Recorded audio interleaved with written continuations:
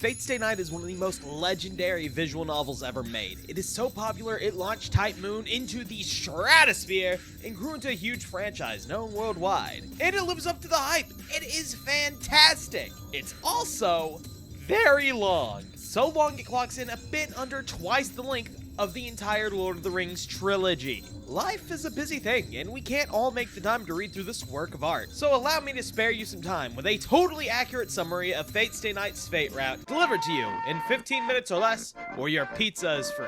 We open on a shot that will never be used again in the series. These two characters will be irrelevant for the next 2 hours. Instead, meet Rin Tosaka, popular high school girl, professional know-it-all, and, most importantly, mage. She has to keep that second part a secret though, because if anyone finds out about her, they must be silenced. In this prologue, we get a glimpse of her school life, involving her friend/rival, her underclassman she takes a strange amount of interest in, a walking prick, and a tiger. But I haven't been to school in like 3 years and don't want to think about the dark times again. So let's skip over to her night, where through the power of magic, she activates the Gacha, hoping to pull herself a 5-star saber to win a ritual called the Holy Grail War, which basically boils down to a free-for-all between 7 mages and their heroic spirits, beings famed in myth and legend, summoned to modern day to fight for the Holy Grail, said to be an omnipotent wish granter. For all its power though, it still can't get a good ending to the trolley problem. Unfortunately for her, Rin sucks at keeping time and she ends up with a lousy 4-star archer instead. Said archer is, put simply, an asshole. So Rin uses a powerful magecraft called a command spell to make him play nice.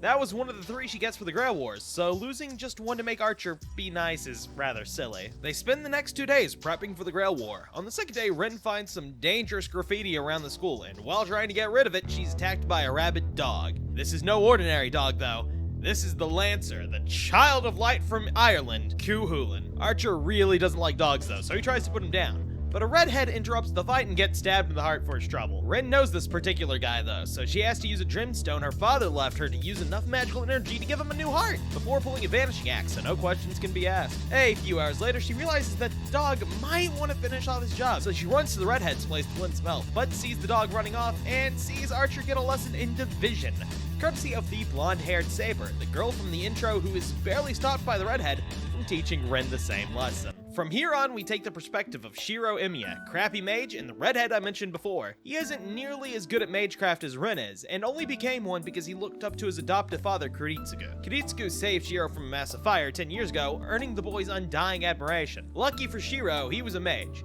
Would have been a very different story if he was a farmer or something. Imagine a Grail War in the backwoods, where the closest thing to magecraft is duct tape. Outside of training his magecraft every night, he lives a fairly average life, with his tiger pseudo-older sister, NPC best friend, and irrelevant for 2 more rats Kohai. We follow his daily life for a few days until his old friend and legitimately terrible human being, Shinji, convinces him to stay after school one day, where he ends up getting stabbed by the dog like we saw before. After unknowingly being killed by Rin, he staggers off home, where he is again attacked by the dog, but accidentally summons Animal Control to save the day. Animal Control in this case being the Saber-class servant, who is both aloof and unwilling to tell her name. Fortunately, the dog hears whistle and has to run off, leading Saber to her division lesson. Grateful for not finding out what life in 2 pieces feels like, Rin explains to Shiro about the ritual and servants, because the only thing this girl loves more than the color red is her own voice. She takes him to the overseer of the war, totally not evil priest, Kotomine Kirei. After understanding that the Grail War is a big fight for a wish, Shiro agrees to participate, for his heroic aspirations force him to defeat any evildoers hoping to take it for themselves. Unfortunately for the Masters, they run into a lost child on the way home, who sends a walking natural disaster their way in the form of Heracles, the Berserker. If you know anything about Greek myth, you know this isn't a fight. Saber gets her teeth kicked in, and Shiro, no survival instinct Imiya, rushes to take a blow for her. A plan that succeeds in introducing his organs to the pavement. But like any good knight, he brushes off the flesh wound, and when he wakes up, teams up with Rin to defeat Berserker. He then finds Saber and the two get better acquainted, bringing to the world Team Lawful Good! Rin is so hyped by this that she decides to move in, regardless of whether Shiro cares or not. So he tells Saber what to do instead, telling her to sleep in the room next to him instead of sleeping with him.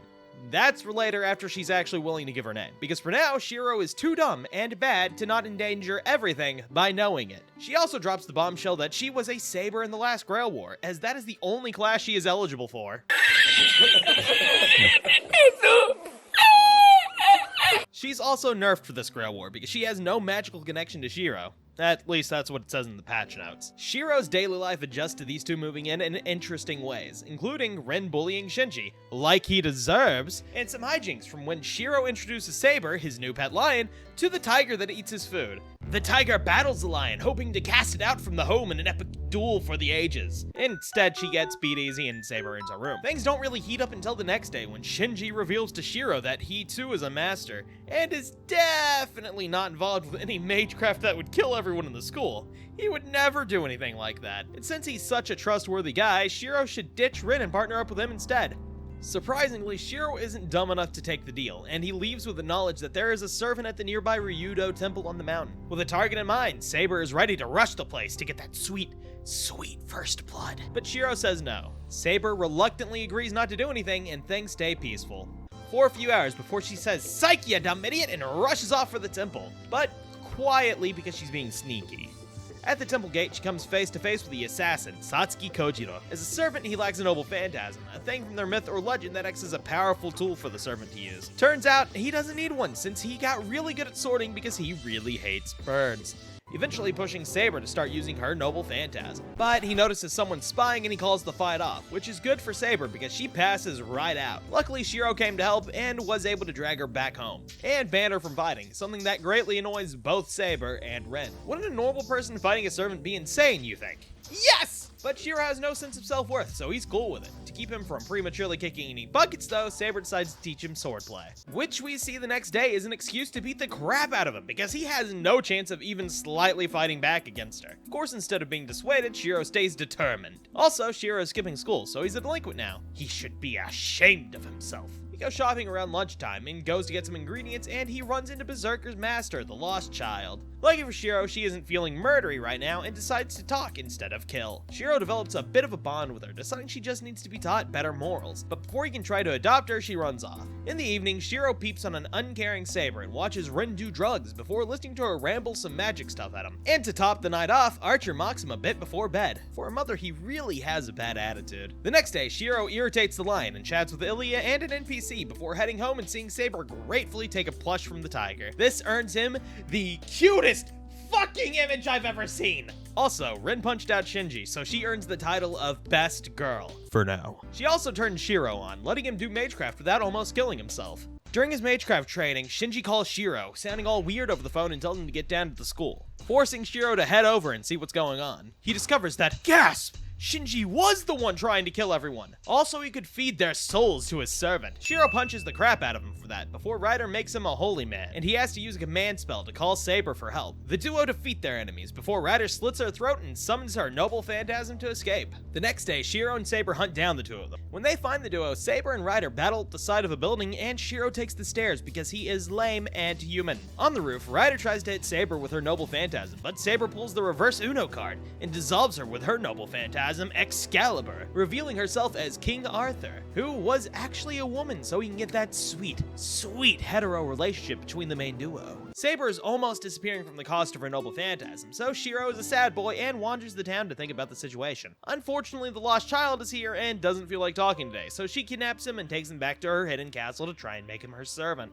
He says no, so she goes off to kill the others. But unbeknownst to her, they were just waiting for her to leave the castle. But unbeknownst to them, they actually were knownst to her, so they are confronted by good old Heracles. Archer is a cocky asshole who says he can solo him though, so the rest escape while he does that. A long sprint through the forest later, and he's already dead. With no other option to let Saber fight, Rin transplants some of Shiro's magic circuits onto Saber to make a connection between them. This lets Shiro see Saber's heart, which literally has a dragon in it, which automatically makes Saber best girl. For now. This process is also incredibly intimate for the two of them, and they will proceed to be adorably awkward around each other for the remainder of the story. With the connection made, the gang ambushes Berserker, which almost gets Rin and Saber crushed, so Shiro has to step up and do the dirty work himself. Through the power of having a sword fetish, Shiro manages to make a copy of Caliburn, the sword in the stone, to beat Heracles. With the help of Saber, it works, and the gang heads back home with a kidnapped child in tow. Shiro decides he's keeping it, so he lets her stay at the household, where she watches Shiro and Saber train. Luckily for Shiro, that intimate moment has left Saber unwilling to bonk him. What he does get, though, is an incredibly cute scene of Saber taking care of the child.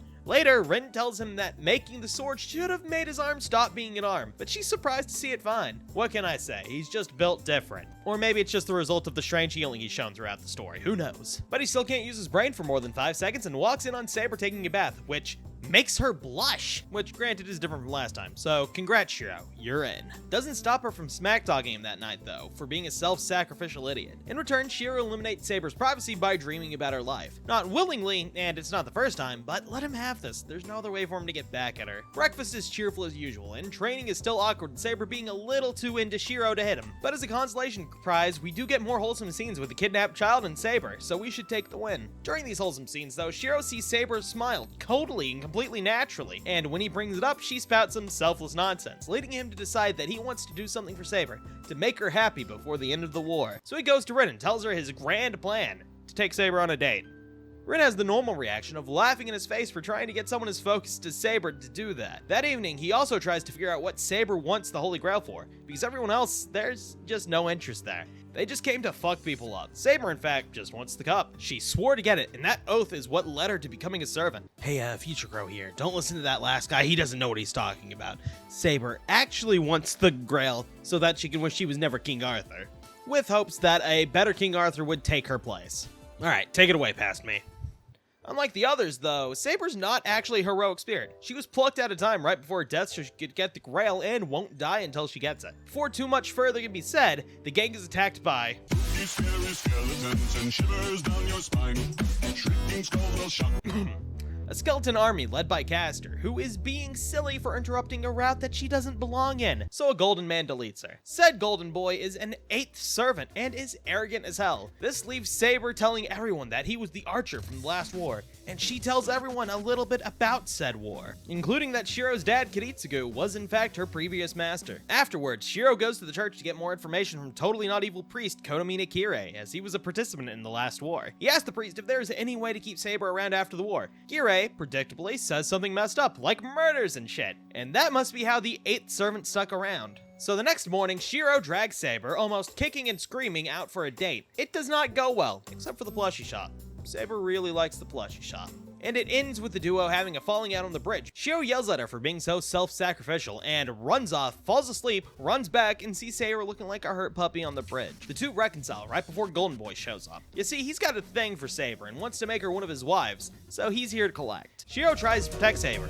It doesn't work. Saber tries to protect Shiro. It doesn't work. Shiro pulls out Excalibur's sheath by accident, and the two hit Goldie, now known as Gilgamesh, with it. He gets a scratch in his armor, and despite the murderous glare he's giving off, goes off presumably to cry about it. I mean, probably not, but it's a fun thought. Shiro for once sees his healing in action, and for the briefest of moments thinks he can see small blades in his wounds, but that's something for later. For now, Saber holds Shiro and calls him her sheath. This will not take long to flip around. After revealing that she means it literally because Shiro's crazy healing ability came from Kiritsugu hiding Excalibur's sheath inside of him, the two of them go home, where Saber becomes Shiro's sheath for a bit. The morning after, Shiro heads for the church to speak with Kirei. Instead, he finds a hidden ladder that takes him to a room full of Shiro's fellow orphans from the fire, now barely living corpses that are being drained of their souls. So yeah, big surprise, the priest is evil. He shows up, taunts, and nearly kills Shiro, prompting Saber to sense his location and rush to save him. Actual surprise! Lancer is here, and he's Kirei's servant. If that's not bad enough, so is Gil, who was Kirei's servant in the last war, and he has been kept alive by Kirei's orphan batteries. Kirei tries to get into Shiro's head, tempting him to use the Grail to undo the fire 10 years ago, but Shiro refuses, saying that if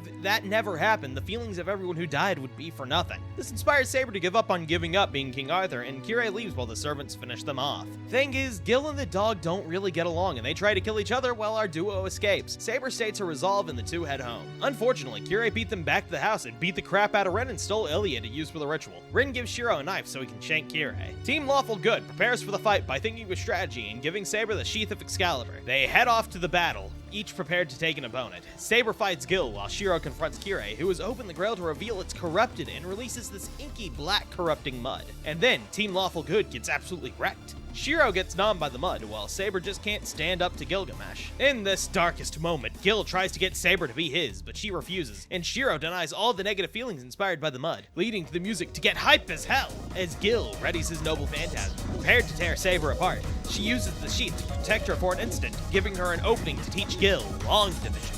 On the flip side, Shiro uses projection to make a copy of the sheep, healing him from the Grail Mud and giving him time to shank Kirei, and, to add insult to injury, punches the dagger further in to kill him. The Grail deactivates, Ilia is saved, and Saber fades away, back to her own time where she can die in peace. In the present, though, Taiga adopts Ilia, Shiro and Rin are back to life as usual, and everything ends peacefully. And that is it. That is your entire summary delivered in 15 minutes or less, which was not easy. This story is so dense. And to its credit, it barely ever repeats itself. Definitely worth a read if you haven't done it yet, which now you kind of know how the whole story goes, so, sorry. Anyway, thank you for listening to my insane ramblings, and see you next time.